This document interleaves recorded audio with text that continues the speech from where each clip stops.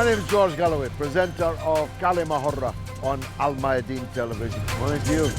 I don't mince my words. I speak كلمة and my audience does too.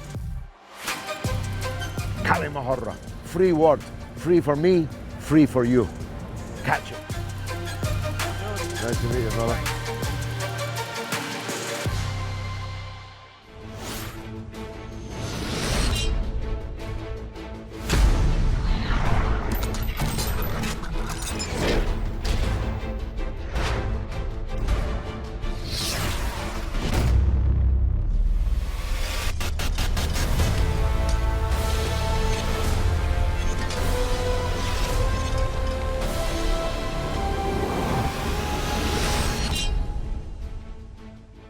Welcome to كلمة with me, George Galloway, for Mayadeen television, coming to you from London, but discussing Ukraine, which means, more or less, we're discussing the whole world. The war drags on, and for much longer than most of the political class and virtually all of the media class seem to appreciate. This war began in 2014. 8 long years of bloody attrition has been taking place in Ukraine. Ever since the elected government was overthrown in a coup motivated by, financed by, and many people believe organized by the United States of America. You'll recall Victoria Nuland when asked what the EU would think of this. She replied famously, well, I can't really say it on a family program, but it was F the EU, if you get my drift. This war has cost the lives of many thousands of people. 14,000 in the eastern part of Ukraine between 2014 and February of this year alone. But the proximate reason for this debate and debates all over the world are that the Russian forces entered the country with war aims that may or may not have already been realized. The question we're asking here today is, what will bring the Ukraine war to an end? And we've all got different points of view on that. Some think that it shouldn't come to an end. There are many people in Washington, for example, that would like the war to drag on for a decade and make Ukraine Russia's Afghanistan all over again. But we might not talk about Afghanistan quite so much because less than 1 year ago, the United States Armed Forces stole from that country like thieves in the night, defeated by men in sandals and riding bicycles. But they seem to imagine they can fight, confront, bleed, maybe break up, certainly maybe regime change, the nuclear-armed hypersonic superpower of the Russian Federation. Some chance, I think. Having said that, far, far too many people have died in this war from 2014 right up until this very day. Died on both sides, killed by both sides. Allegations of war crimes thick in the air. Many of them bogus, some of them undoubtedly real. There are some things that when seen on social media can never be unseen. But the first casualty of war is, of course, truth, and truth was butchered in the Ukraine a long time ago. Now, I have my own views on what the final outcome of this latest part of the conflict is likely to be, perhaps even should be. But my guests, who are, of course, the acknowledged experts, I'm merely the enthusiastic amateur, will have their own point of view. And as this is كلمة, free word, everyone has the right to theirs. I'm joined by my colleague, Jyoti Brar, a legendary political activist. She drove all the way from London to the Gaza Strip with me and would have done so again if I'd been prepared to take her. She's the deputy leader of the Workers' Party of Britain, of which I am myself a member. but she's the author of a very timely book, as it's turned out, about the war drive against both Russia and China, emanating from the United States and NATO. On my left is Jerry Downing, who describes himself as a retired bus driver, just like Nicolas Maduro, who was a bus driver when I first met him. So there's hope that Jerry could be the president here one day if we become a republic, if you get my drift. Jerry is a veteran political activist, a Trotskyist, and a regular guest on the show. Hugh Barnes we're very lucky to have for lots of reasons. One of them is that he's just back from Ukraine and that he was arrested near to a nuclear plant by the Ukrainian security forces, the SBU, whilst there. And Hugh is the editor of The Green Socialist. He's an academic, but he's also a war reporter who's reported from behind the lines, behind the enemy lines, whoever the enemy was, in Chechnya, in the Balkans, and in Afghanistan. Very happy to see you, Hugh. Tell us, first of all, about your arrest. The viewers would be delighted to hear it. They're very glad to see you. Well, I was in a town called Zaporizhia, which is to the southeast of Kyiv, just beyond Dnipro. I had a couple of days off. It was the Friday, the end of a week, and I'd been seeing a lot of death and destruction. And I happened to be a great fan of Alexander Tsvasman, who's the father of Soviet jazz, and he was born in Zaporizhia. So I went on a kind of excursion, a pilgrimage, if you like, to look at, and just so happened, as I was in Zaporizhia, Putin's army bombed the nuclear power station there, which is a first. I mean, it's never happened before in history. It's disputed, of course. It's said that the shelling was in the outbuildings, not the... They certainly hit the training centre, which was adjacent, but there are 6 reactors there. And the indiscriminate nature of kind of Russian shelling anyway, I think that we ought to kind of accept that it was a reckless thing to do. All shelling is indiscriminate. All shelling is reckless, and all shelling is indiscriminate, and no shelling should be allowed or approved of. So I was there. I mean, it was, as I say, an extraordinary, unprecedented event. And I was the only foreign journalist in the city, and I was doing what journalists do, which I was talking to people and taking photographs, and I was arrested by the police originally, but I went up the kind of intelligence food chain and ended up being held by the SBU, who claimed that I was a Ruski diversant, a Russian spy. They could have asked me, I'd have dismissed that out of hand. All I would say is if I am a Ruski diversant, I'm very good. Very deep cover. Totally deep cover. So give us, from the battlefield, as it were, your take on events, but then segue into how this war might end. Okay, well, I mean, you've contextualised the thing with your introduction. You've said a lot of things. I have enormous respect for you as a fellow socialist. And you've said many things which I agree with. I'm not an apologist for the NATO alliance. I'm certainly not an apologist for expansion into Eastern Europe. I do think we have to be careful about sort of moral equivalence fallacy. And I accept that this war has been going on for 8 years. I was in Crimea in February 2014. I was in the Donbass in March 2014. I was at the beginning of this war, as well as, I wish it was the end of this war, as well as this kind of intermediate point now. So I accept, which is the important point that you've made, that this is a war that has been going on for a long time. But I understood that I was coming on this programme, not that there's a problem talking about something else, to talk about the war, the invasion that was signalled by Putin on the 24th of February of this year. No, I mean, I think that... Say anything that you like. Well, I mean, I will tell you that this is a murderous, genocidal, unnecessary, pointless, horrifying... You talk about looking at things on social media, and I respect that that's how you operate and do it very, very well. I was in Bucha on Sunday.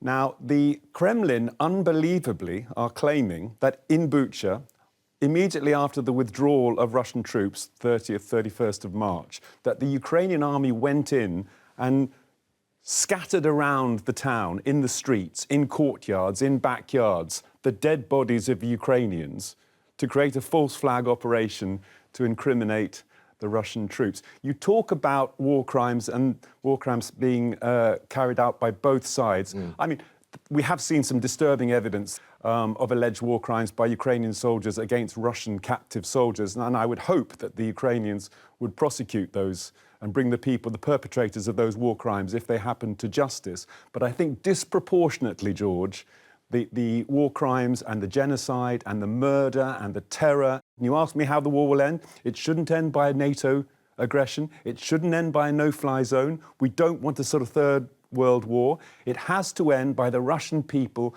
finally coming to the realization that this is a murderous, dark, evil regime that has to be got rid of by the Russian people. Well, very powerful indeed. Let's get a view from, speaking of nuclear reactors, a man who for the American Navy was an operator of a nuclear reactor belonging to the United States Navy. Nowadays, he lives in Russia, where he is a security analyst and a senior lecturer in international relations. His name is Mark Sloboda, and he joins us now from Moscow. Mark, welcome to the show. Thanks for having me, George. It's always an honor and a pleasure to be on the show.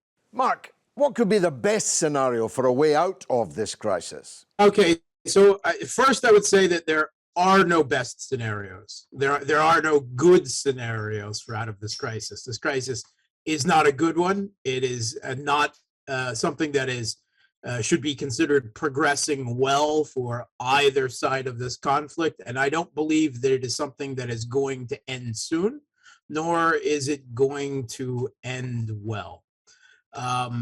All military conflicts eventually end with a diplomatic settlement of some kind.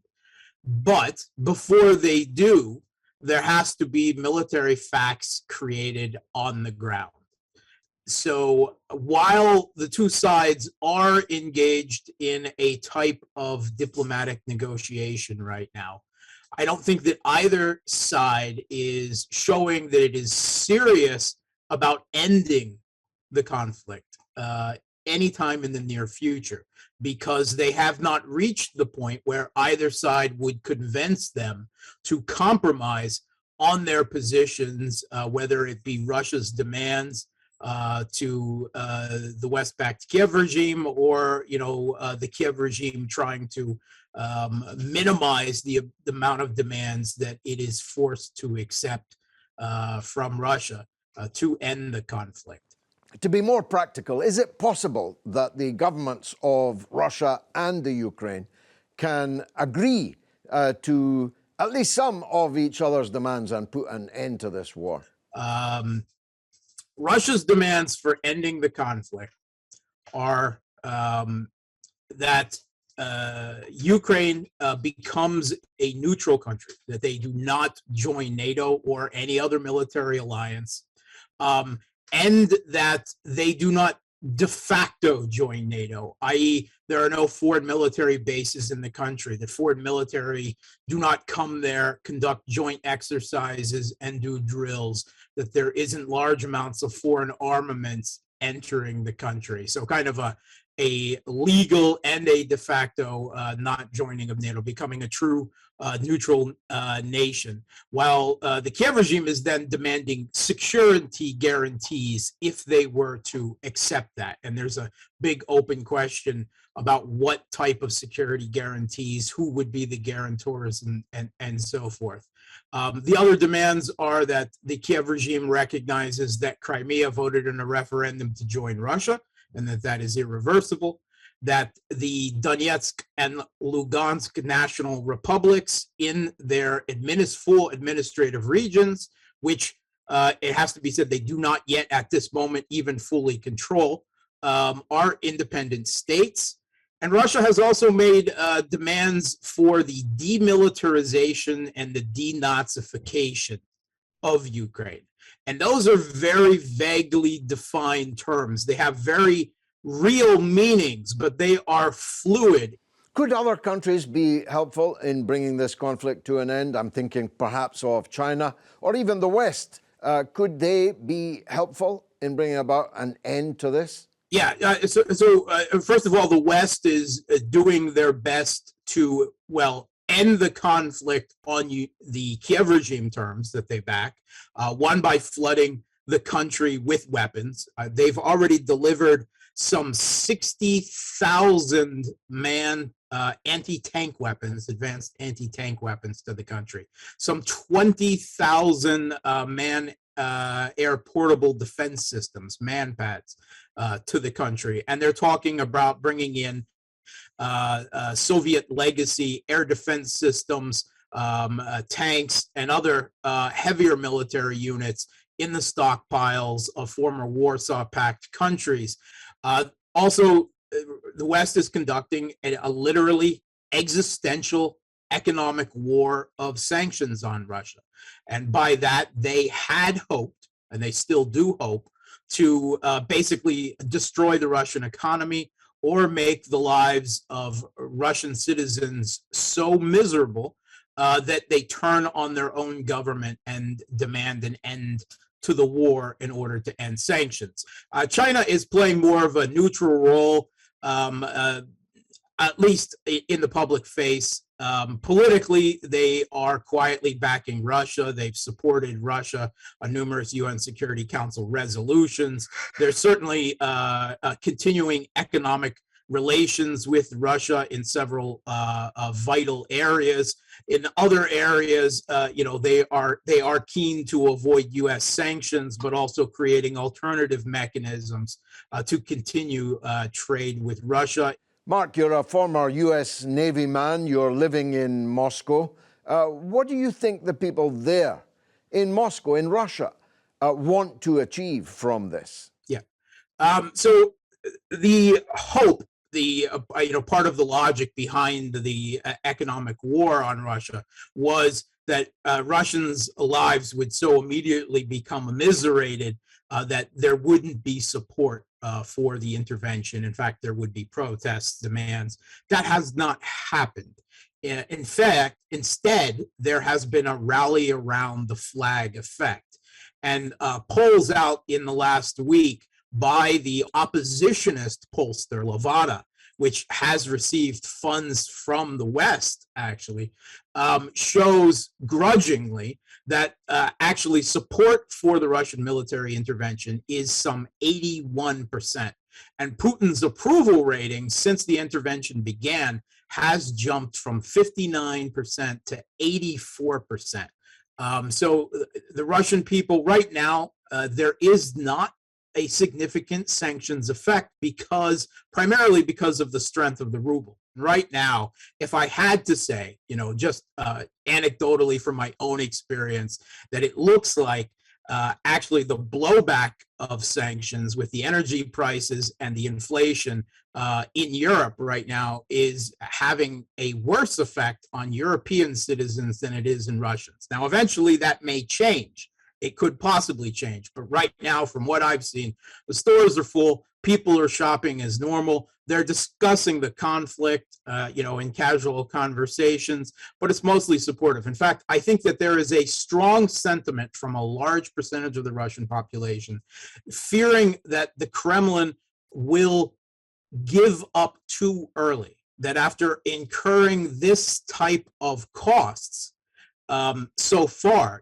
politically, economically, the lives of Russian soldiers that will be lost, the lives of Ukrainians caught up in the conflict with the regime, which is very important to Russians because there are some 5 million Ukrainians living in Russia, and some 11 million Russians have family particularly in eastern Ukraine. So it's very close to them. They're very involved and actually, I would say, far more knowledgeable about what is happening and has been happening for the last 8 years in Ukraine than the average Westerner. And they're afraid that the government may not go far enough, may back down and not put a permanent end to this conflict, and that it may come back to bite the country.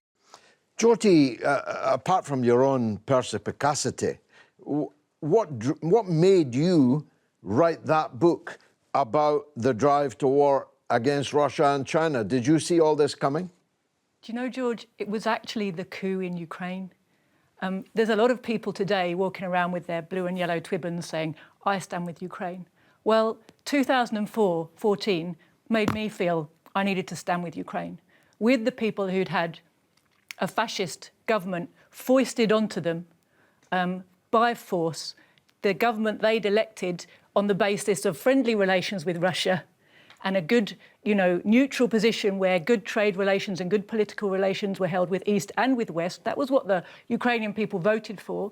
It was removed from them by force, by the West, because it wasn't in line with Western objectives.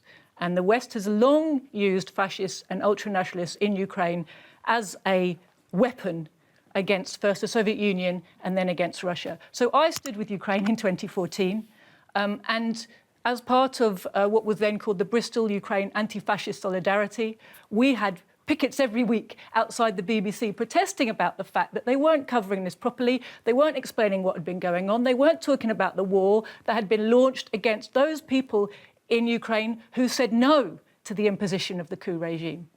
They weren't talking about the death and destruction. They weren't talking about the arming and training of fascists. They weren't talking about the fact that British military advisors were in Ukraine from all through that time and have been ever since.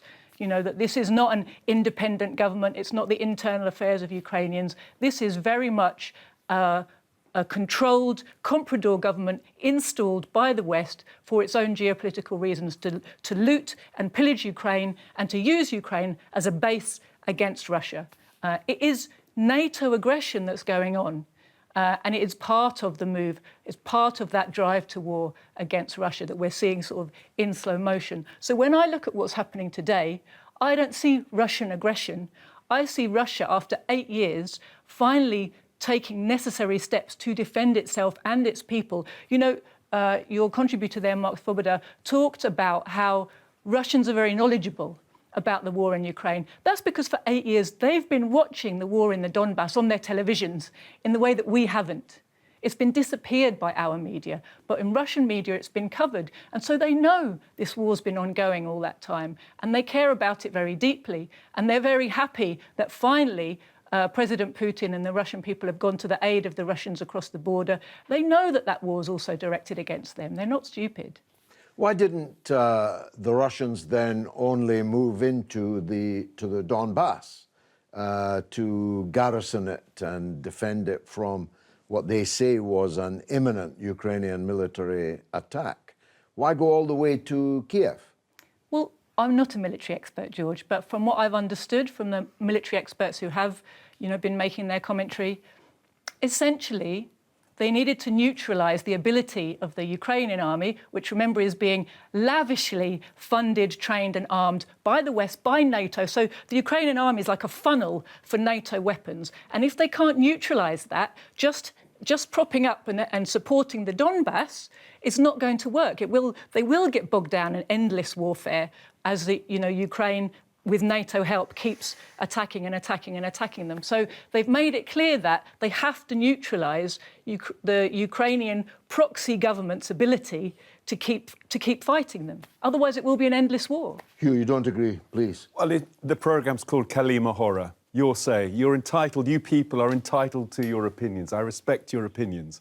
But, it's nonsensical. This man, Mark, I've not come across him before, but he looked as though he was broadcasting in from the International Space Station. What I would say about his interview was that meanwhile back on planet Earth, the Russian army is committing unspeakable war crimes. We've got to talk about that.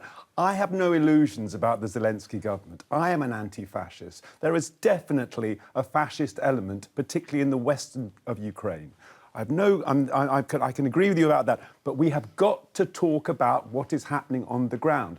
What is the kind of rationalisation for the attack on Kramatorsk railway station? What is the rationalisation for Bucha? I mean, the 3 points that Mark made, there isn't a deal that Zelensky can make at the moment with Putin because the people in Ukraine have been so traumatised by this genocidal war since the 24th of February that they will not allow him to sit down and sign a peace treaty with Putin. That's clear. That's clear enough. They don't want to live with a maniac for a neighbour any longer. So we can't... How do you change that? Well, the Russian people need to decide... But the Russian people overwhelmingly support him, as you've just heard. I don't believe that's true. No? Unless Well, you, look, unless you, not unless, much nuance in this debate so far, but at least it is fiery. We'll be right back after the break.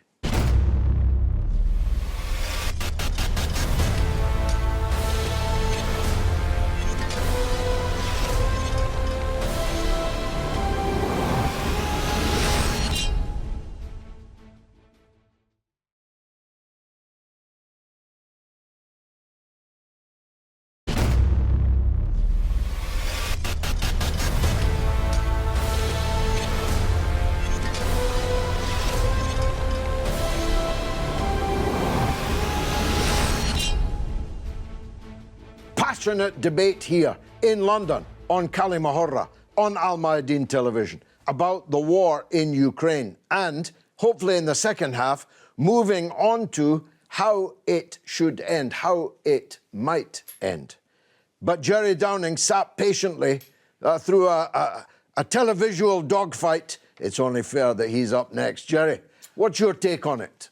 Right. I think that's the nature of the state that emerged in Ukraine after the 2014 coup is an apartheid state. That state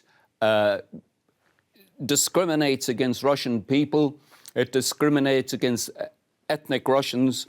It makes their languages, not alone the Russian language, but every other language apart from Ukrainian, practically illegal. You must remember that as a home language, apparently, up to 43% use Russian in their homes. So it's not just a small little language.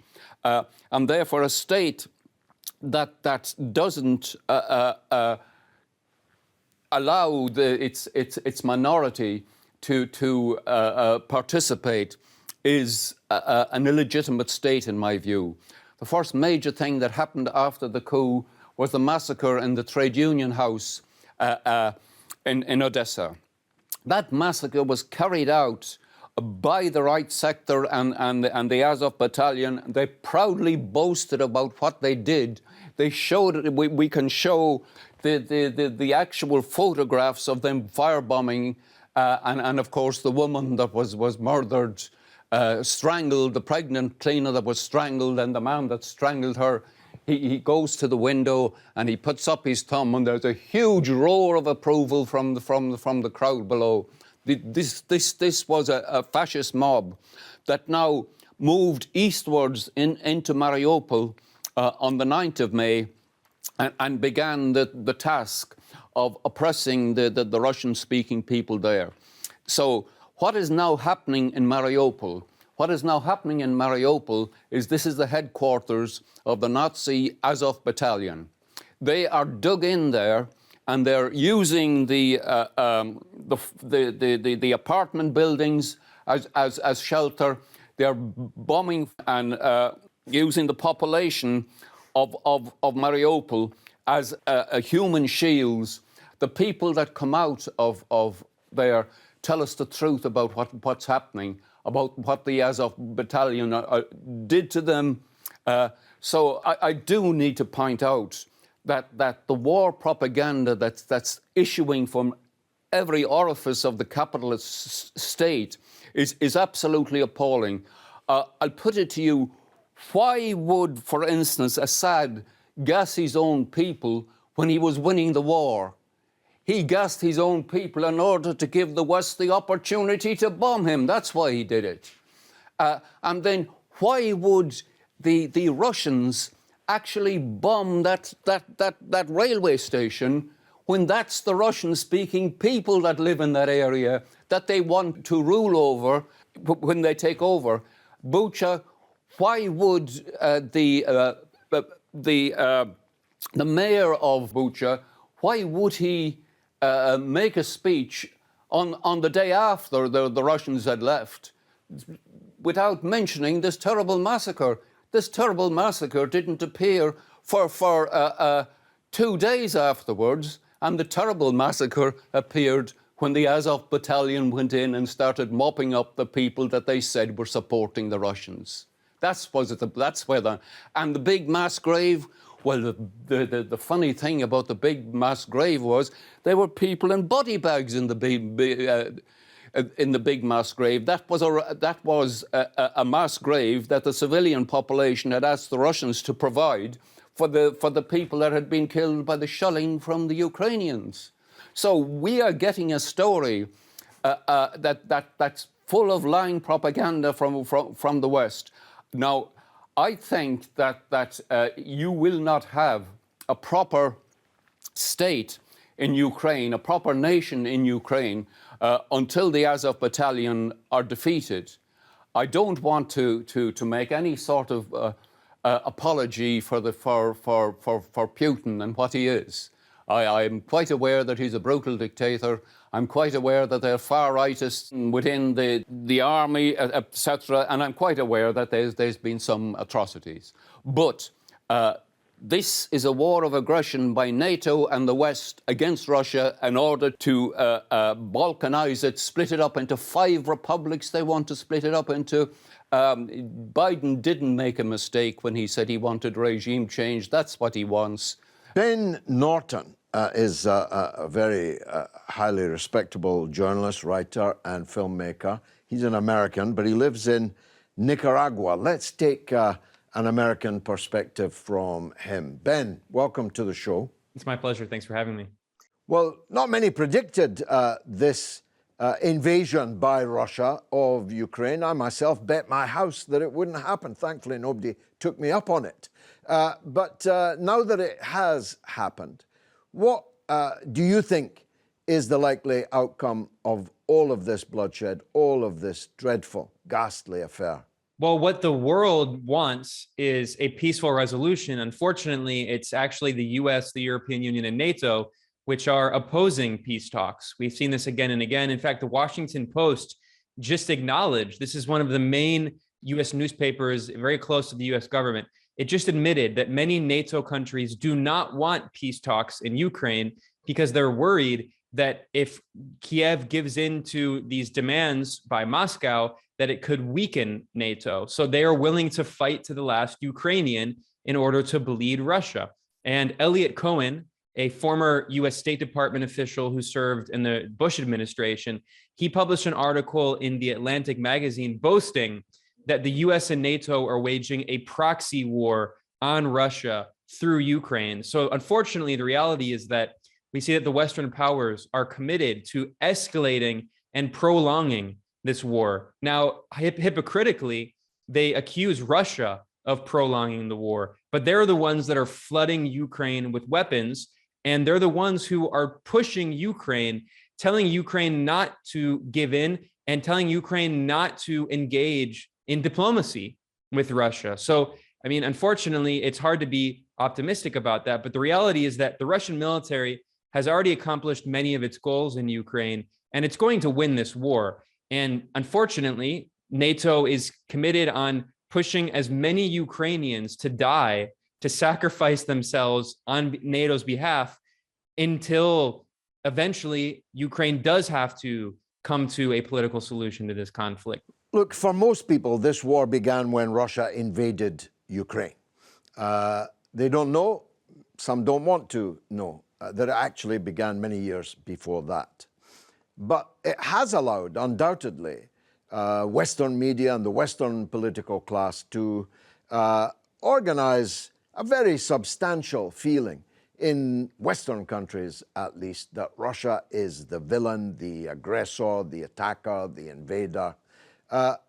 What's the Russian point of view on that? Now, what is Russia calling for?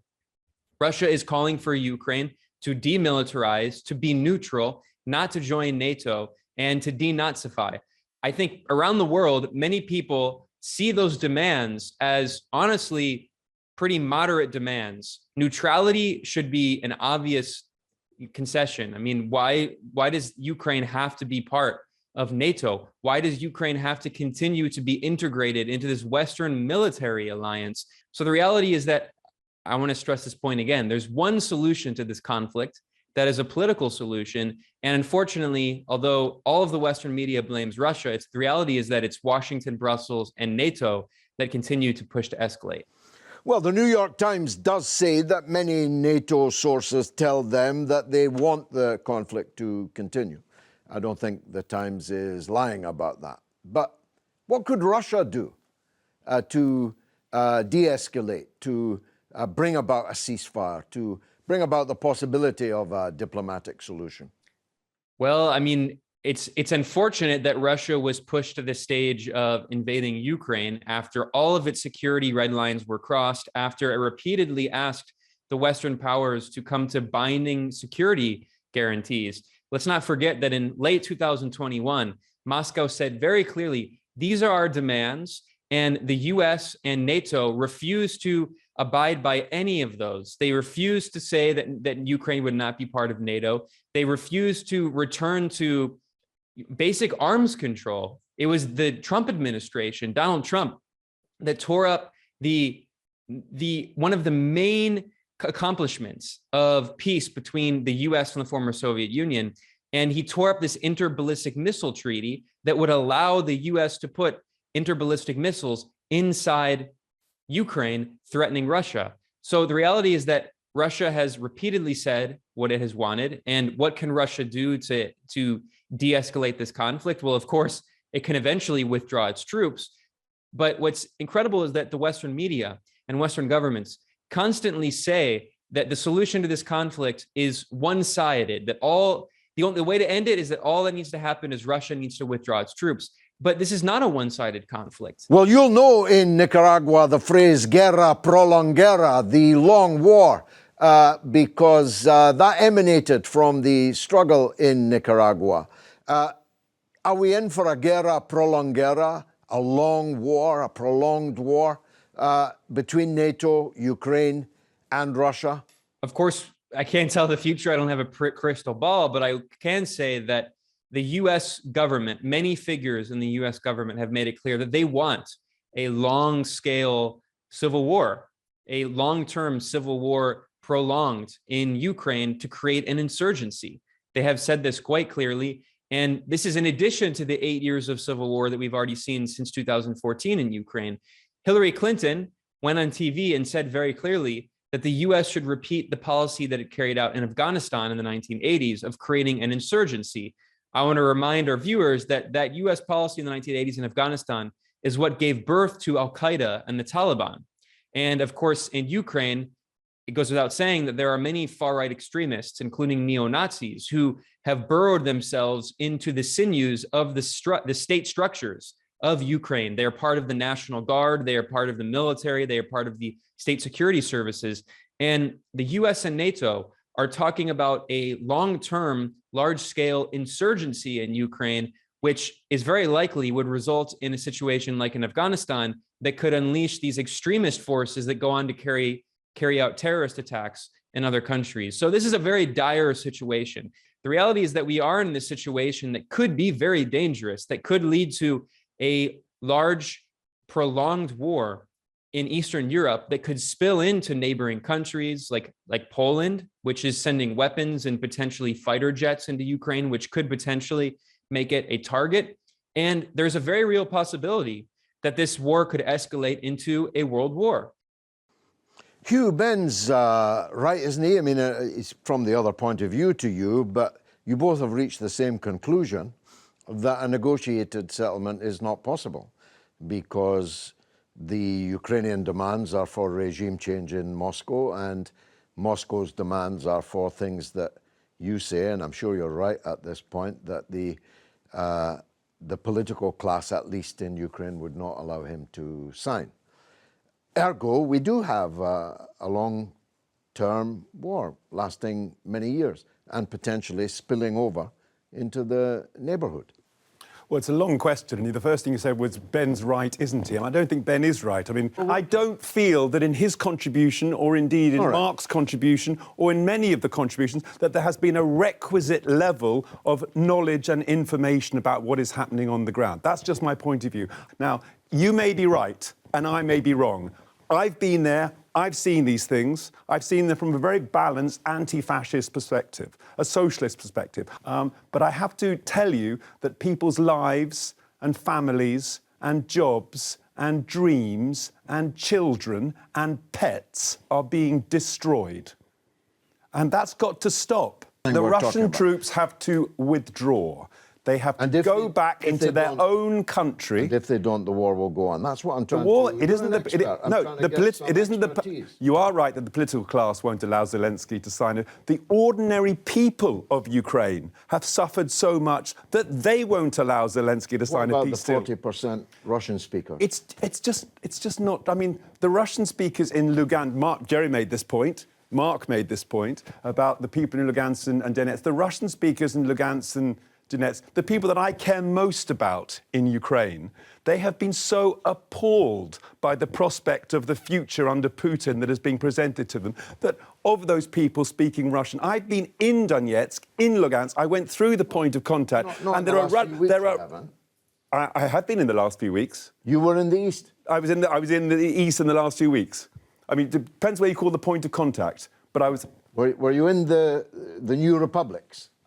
I was on the edge of the new republics. Okay. Sure. The point I'm making is that people who came out of the new republics, refugees from the new republics, who Came west. came west. That wasn't many, was it? It wasn't many, but there are many Russian speakers who've decided they don't want to speak Russian. I mean, I totally agree with you. I'm on the side of the Russian speakers, and I do think there's a minority. They haven't been protected, and there's, as I say, a fascist element in the Ukrainian government. I don't deny that. But I am talking about the value of human life, which it's important that politicians kind of prioritise. Jyoti, although Hugh doesn't want to acknowledge the actual confluence of his view and Ben's, both of them are really saying is that there will be no peaceful solution, there will be no negotiation. So all the talks in Turkey and so on are therefore really window dressing, aren't they? This war is going to drag on and on. I wouldn't like to say it will definitely drag on and on. I think facts on the ground are being made.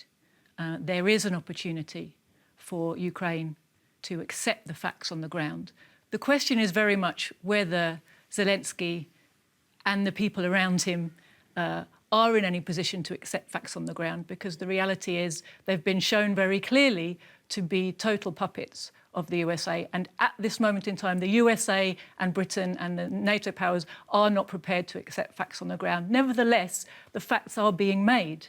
And it may well come to a point where they are forced to accept those, which is exactly why, as Jerry pointed out, I mean, many in Russia are worried that the Russian operation will be brought to a close a bit too soon when the NATO powers realise the facts on the ground and try to make a compromise that doesn't really allow the war to be properly ended, but leaves a kind of stalemate that drags on and on and on. You know, we've heard a lot about, you know, Zelensky's under pressure from the Ukrainian people. This is not true. He was elected on a hope, on a wish by people for peace, because he's Jewish, because he's Russian-speaking, because he looked as if he might be able to bring the war in Ukraine to a close. That was his platform. That was why he was elected. That's what the people of Ukraine really wanted. He couldn't deliver that. He couldn't deliver that because he's a puppet president. He has no control. He couldn't talk peace with the Azov. They stuck two fingers up at him. They sent him packing, and he was made to look very foolish when he did a little bit of trying to talk peace on the border. And since then, he had to backtrack from that position. But he's basically an actor, you know, and he's there to fulfill a role, and he's being dressed up. And it's, you know, it's sad for me to hear Hugh talk and say, use the language of socialism to cover what are essentially imperialist talking points from start to finish. You know, and anybody who tries to They're present... not imperialist. I'm talking about the pointless taking of human life. That there's no imperialism in that. I'm talking about the murder of innocent people, indiscriminately, pointlessly. That's not about imperialism. These are allegations for which I have seen no substantiating evidence. You know, the people who are pushing these allegations are part of a CIA-controlled media operation. Am I part of a CIA? It is a psychological... I don't know. Well, I've been Maybe. there. I don't know you. You think I might be part It's possible. Perfectly possible. There is... It's, again, very deep cover. It's very deep cover. There is a huge psychological operation. There's a psychological warfare being waged against the people of the West in order to make them believe that Vladimir Putin is some kind of evil maniac. And you don't believe he is? No, of course not.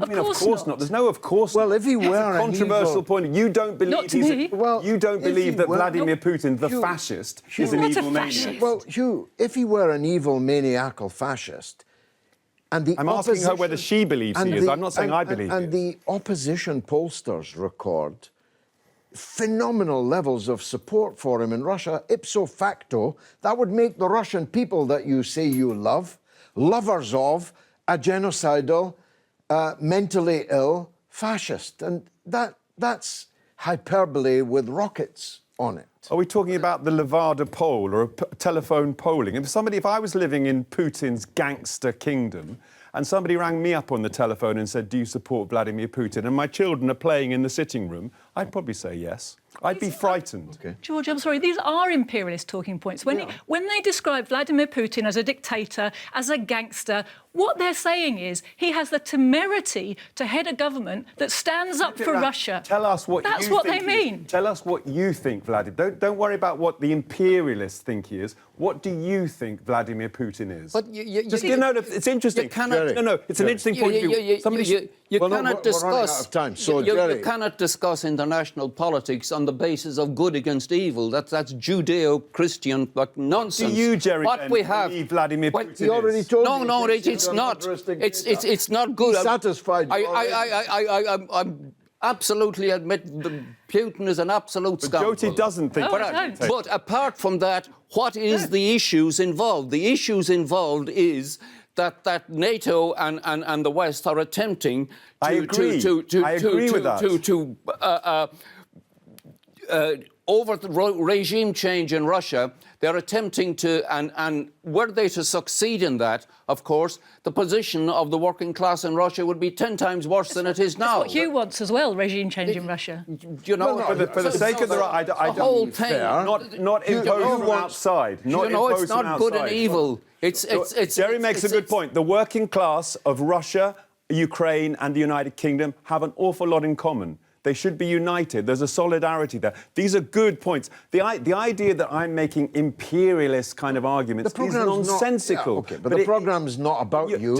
And I know it's not about anybody I'm being else. attacked. It's I just about want to make the point. Ukraine. You can't have moral equivalence fallacy. Just because NATO is evil, just because America is wrong, But I don't just because, accept any of the evil just stuff. because of the crimes not of a British good, bad imperialism, man, doesn't evil. mean one is entitled to Holy take God, innocent no, sir. people's lives. Okay, although that happens all the time, as you well know, including But there is wars no that you justification covered. for it. Of course it happens all the time, but endlessly, whenever you talk to people about what the Russian army are doing, they tell you about what awful things Shall other I tell people you have about done. what our armies did in Iraq? No, that's my point. Let's talk about the topic we're on here to discuss. You don't which want is- to talk about what I'm our happy. government did in Syria. I You talk don't about want it to all talk the about time. what the Read my Israeli manifesto. government did Read in my Gaza. manifesto. I didn't know you had a manifesto. But I'm determined that this programme should not be about you or about any of the guests. It's about Ukraine. the war in Ukraine. Not And Syria. No, but It's about Ukraine. Let's talk about Ukraine. most viewers will have noticed a certain double standard in the vehemence and, in fact, the frankly edging on the unhinged use of demonic language and Manichaean. That's demonic false- language. No, actually, you. That's demonic language. You're using it now. The show. You're using it now. I think most viewers have probably already concluded that we're not going to find agreement around this room. Neither It are may- Zelensky and Putin. It may. Can you I- seem to wish that to be true, and that perhaps is telling. I don't. It's not about me. I thought it wasn't about me. You keep saying what I wish. It's quite clear. Talking about it's Ukraine. Quite clear that the West does not wish a negotiated solution to emerge, and therefore that means the war goes on. That means all the crocodile tears about the costs of the war are just that, crocodile tears. If you want the war to end, you have to be prepared to negotiate an end to it. If you want the war to continue, then frankly, people will judge your motives accordingly. Not much light emerged from this show this evening, but a lot of heat, and I hope that the audience enjoyed it. I've been George Galloway. This is كلمة on Al Mayadeen television. I wish you good night.